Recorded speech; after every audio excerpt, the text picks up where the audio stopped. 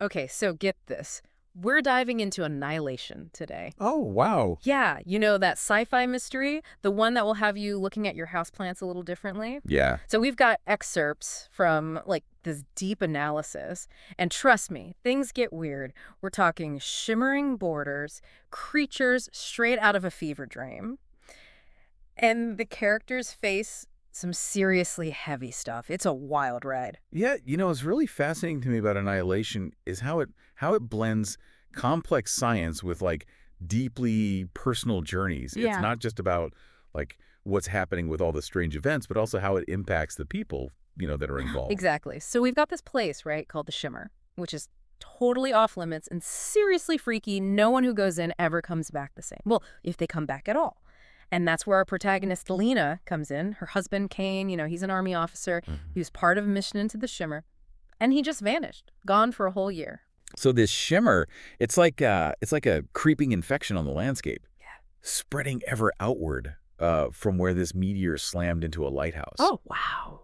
A force of nature, but like twisted somehow. Yeah, and when Kane finally does return, it is anything but a happy reunion. I mean, he's there physically, but something is deeply wrong. Yeah. It's like he's hollowed out, distant, barely responsive, and his health is just crashing. It's this terrifying mystery that propels Lena into the story. Right.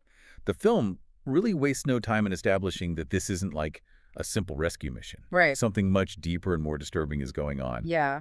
And before Lena can even process what's happening, her and Kane, they're whisked away to this super secret research facility. So now we've got a secret facility, we got this mysterious expanding zone, and a husband who's practically a stranger. Right. Talk about intense. Yeah.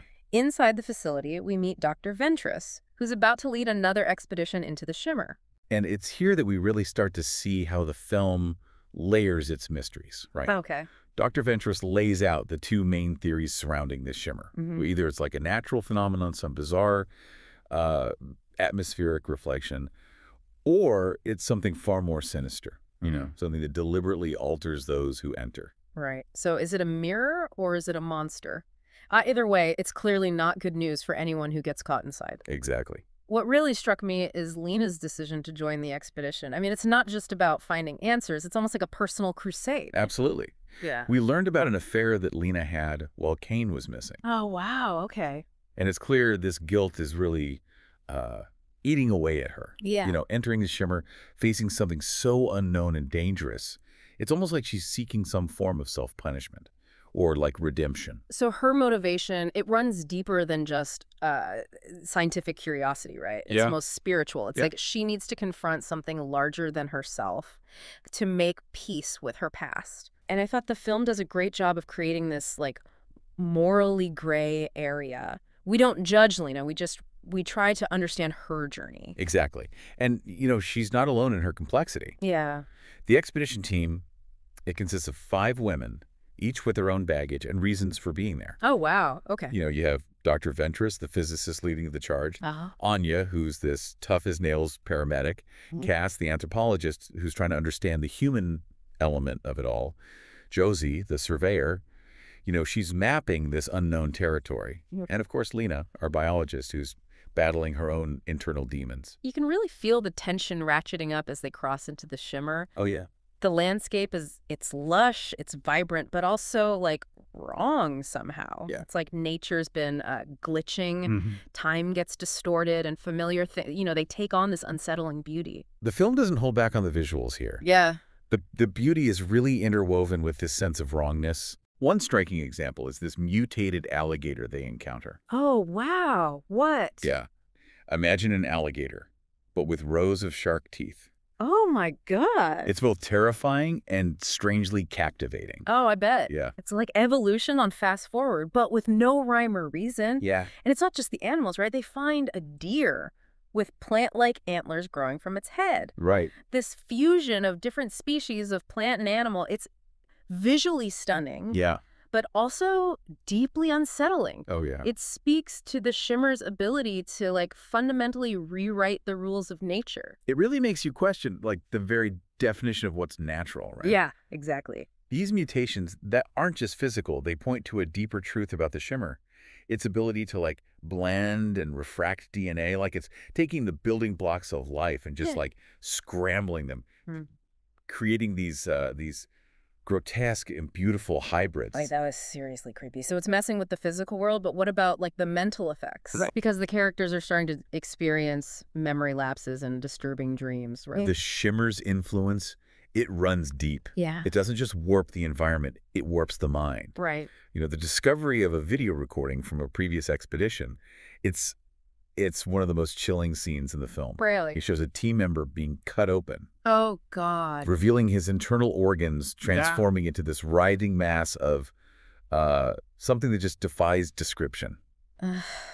That's just nightmare fuel. You Yeah. can practically feel the team's fear and paranoia spiking after that. Absolutely. And then things take a seriously dark turn with the death of Shepard, one of the expedition members. Hmm. Her death isn't just tragic, it's unsettlingly bizarre. She's attacked and killed by this mutated bear-wolf hybrid. Yeah, that scene. But what truly elevates the horror is when the same creature attacks Anya, but this time it speaks in Shepard's voice. Right. Okay, now that's straight up chilling. It's like the shimmer isn't just changing physical forms, it's merging consciousnesses. Hmm. It like blurs the lines between individuals, Right. making you question what it even means to be a separate being. It's disturbing, yeah. This is where the film's themes of identity and self really begin to take hold, don't they? Yeah. We're forced to confront the idea that who we are might not be as fixed as we think. Yeah, for sure. It's like the shimmer is absorbing and remixing everything it touches, both physically and mentally. Hmm.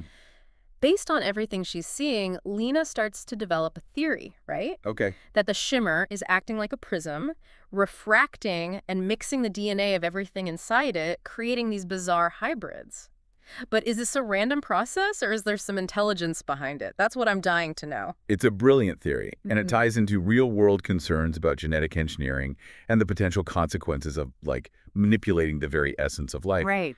But yeah, you're right. The question of intent is key here. Is the shimmer simply a chaotic force, or is something directing its actions? And here's where it gets even more intense. The remaining expedition members, they start showing signs of mutation themselves. Oh, no. Anya notices her fingerprints are changing, and a tattoo belonging to another team member appears on her hand. It's like the shimmer's influence is becoming inescapable, turning them into something else. Yeah, it's terrifying. Yeah, it's like watching them slowly lose themselves. It's like a slow-motion horror show, watching these transformations unfold. Anya's reaction is particularly chilling. She just becomes consumed by fear, convinced that they're all doomed. Yeah, it speaks to this primal instinct, right? Like that fear of the unknown, of losing control. Mm. Anya, who's always been so strong and resourceful, she becomes a prisoner of her own terror. Yeah. She tries to capture the remaining team members, desperate to escape the shimmer. Mm. But it's a futile attempt to outrun the inevitable. Her descent into madness is heartbreaking, especially considering her initial strength. It begs the question, is the shimmer inherently malicious? Like actively driving them towards destruction? Or is it just a force of nature, indifferent to their fate? This is one of this film's most intriguing aspects, I think. It leaves the interpretation open. Mm-hmm. The shimmer isn't presented as this like typical villain, right? Mm-hmm. With motives we can understand. It simply exists. Right. And its effects are both beautiful and terrifying, destructive and creative. It forces us to confront the idea that maybe there are forces in the universe that operate beyond our comprehension of good and evil. And then there's Dr. Ventress, who seems to be on a whole other level. I mean, remember, she's battling terminal cancer, yet she chooses to embark on this solo journey towards the lighthouse, the epicenter of the shimmer. What do you make of her decision? It's a fascinating counterpoint to Anya's fear-driven response, I think. Yeah. Dr. Ventress, facing her own mortality, seems to find a strange solace in the shimmer. It's like she sees it as a key to unlocking some deeper truth about life and death and maybe even transcendence. Her journey is almost spiritual, a quest for understanding in the face of the ultimate unknown. It's like she's choosing to surrender to the inevitable, but on her own terms. Right, exactly. She's not running away from death, she's embracing the mystery of it all. Meanwhile, Lena's remaining teammate, Josie, undergoes a truly unsettling transformation. She begins to merge with the plant life, becoming one with the shimmer. That scene it's visually stunning, but also deeply disturbing at the same time. It speaks to a question that has haunted humanity for centuries. What is the line between humanity and nature? You know, Right. Josie's transformation, while unsettling, could also be interpreted as a form of acceptance, a surrender to a power beyond our control. It challenges us to consider if change, even in its most extreme form, can be seen as a type of evolution. It's almost beautiful in a way, but definitely not an evolution I'd want to sign up for. Yeah, no thank you. Lena's now completely alone, but she pushes onward, driven by this mix of scientific curiosity and the lingering hope of finding some trace of her husband. She encounters crystallized plants, almost like sculptures, and then finds a camera containing footage of Cain's last moment. Oh, wow. Yeah. That discovery is crucial because it further blurs the lines between reality and illusion within the shimmer. Right. It makes us question whether Cain is truly dead or if the shimmer has somehow replicated him, Yeah. distorted his essence. It's like watching a video recording of a dream where the logic of the waking world no longer applies. Okay, so reality is definitely getting bendy at this point. Yeah. Finally, Lena reaches the lighthouse and enters a cave created by the meteor impact. And this is where she has her final encounter with Dr. Ventress, who's practically a ghost by this point. Right. It's a pivotal moment in the film. Yeah. Dr. Ventress, frail and almost ethereal, reveals that the shimmer isn't just refracting DNA. It's refracting everything. Light, sound, even consciousness. She describes it as this black hole-like entity, right? This force of unimaginable power that threatens to consume the world as we know it. It's like the ultimate cosmic horror show. Right. It raises the stakes of the entire film, turning it from a personal journey into a potential apocalypse. Then things get really wild, don't they? Yeah. The climax of the film is both visually stunning Yeah. and deeply symbolic. Yeah. This luminous entity forms within the cave, and a drop of Lena's blood falls into it. Okay. This triggers the birth of a humanoid creature, What? a doppelganger of Lena, but without a face. Oh, wow. And it mirrors her every move, like a blank slate, reflecting her own existence. It's a visual representation of that idea we talked about earlier, Yeah. right? The merging of consciousness, the fracturing of identity. This creature born from Lena but not Lena is terrifying and strangely fascinating. It's like facing a twisted reflection of yourself. Yeah. And the chase that ensues, it's not just about physical survival. Yeah. It's symbolic of Lena confronting a part of herself, Yeah. like a darker, perhaps more primal aspect of her being. It's like she's battling her own shadow self born from the chaos of the shimmer. Exactly. This is where the film's action elements really shine. Yeah. The tension is palpable as Lena tries to escape the creature, realizing that she can't outrun it, Right. that it's a part of her. Her solution is both desperate and brilliant. She uses a phosphorus grenade, causing an explosive chain reaction that begins to shrink the shimmer, seemingly eradicating it completely. It's a moment of both triumph and ambiguity, right? Yeah. We're left with this sense of relief as the shimmer recedes. Yeah. But the question lingers. Has it truly been destroyed? Or is it simply dormant, waiting to reemerge? And what about Lena? I mean, she makes it back to the research facility, seemingly unchanged, but that final scene in the interrogation room where she's reunited with Cain, it's anything but a happy ending. He seems different, almost alien. The film ends with him asking, "Are you the real Lena?" And chills, literal chills, run down my spine. That ending is masterful in its ambiguity. Yeah. It leaves the audience with more questions than answers. So many questions. Is the Cain who returns truly the same Cain who entered the shimmer? Has he been transformed? Or is he a copy? And have Lena truly escaped the shimmer's influence? Or has something come back with her? It really makes you think, doesn't it? One thing that's been swirling in my mind is the contrast between the scientific and the philosophical aspects of the story. You have these researchers trying to understand the shimmer through data and observation, right? Yeah. But then there's this whole other layer dealing with consciousness, existence, things that can't be measured in a lab. Yeah, you've hit upon a key point there. Yeah. The film acknowledges that science, while a powerful tool, it has its limitations. Yeah.